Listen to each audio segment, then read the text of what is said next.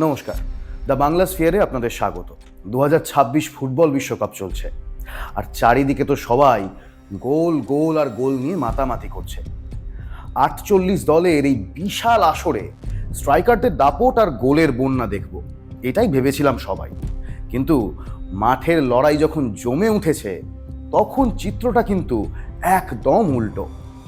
এবারের বিশ্বকাপের আসল নায়ক কিন্তু স্ট্রাইকাররা নন, বরং তারা যারা গ্লাভস হাতে পোস্টের নিচে দাঁড়িয়ে রুখে দিচ্ছেন তারকা স্ট্রাইকারদের সমস্ত স্বপ্ন।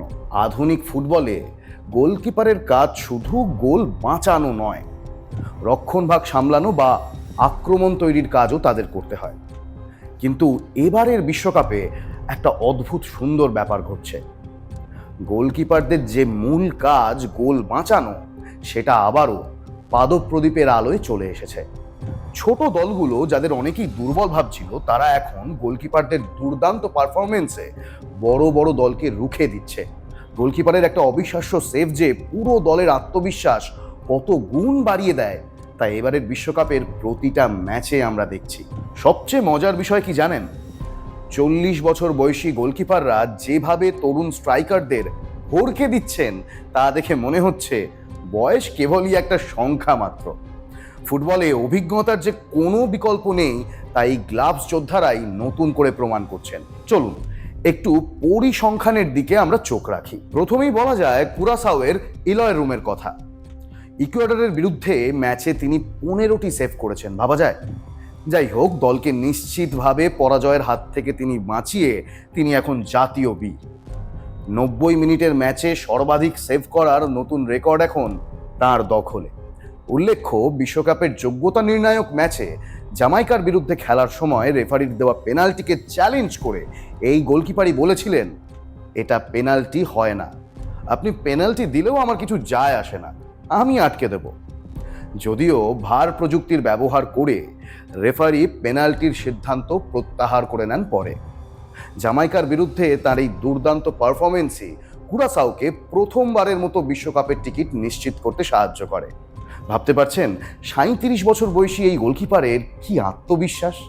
এরপর আসি কেপ ভার্দের কথায়। 40 বছর বয়সী ভাজিনহা স্পেনের মতো দলের বিরুদ্ধে 7টি সেভ করে চমকে দিয়েছেন বিশ্বকে।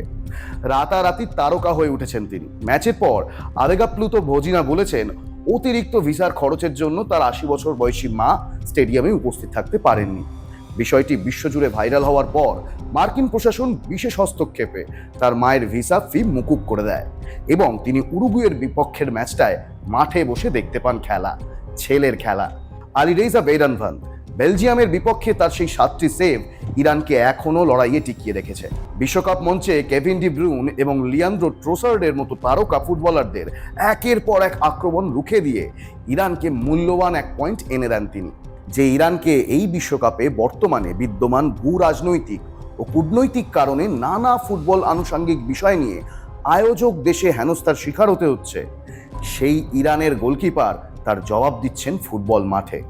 সত্যি, সব অপমানের উত্তর হয়তো ঠিক এইভাবেই দেওয়া উচিত। আবার সৌদি আরবের মোহাম্মদ আল ওয়াইস উরুগুয়ের মতো শক্তিশালী দলের বিরুদ্ধে 9টি সেভ করে দেখিয়েছেন চাপের মুখে মাথা ঠান্ডা রাখা কাকে বলে।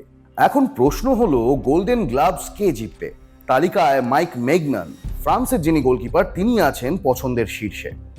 এমিলিয়ানো মার্টিনেজ, আর্জেন্টিনার গোলকিপার, যিনি গতবার বিশ্ব সেরা হয়েছিলেন, এবারও তার নাম রয়েছে বেশ ওপরেই।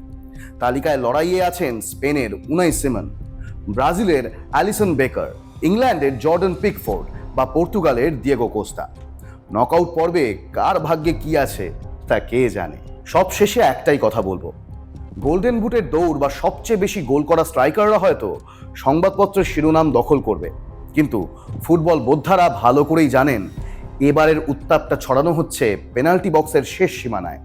স্ট্রাইকাররা গোল করে ইতিহাস লিখতে চেয়েছেন ঠিকই, আর গোলকিপাররা গ্লাভস দিয়ে লিখে দিচ্ছেন এক নতুন বীরত্বের আখ্যান।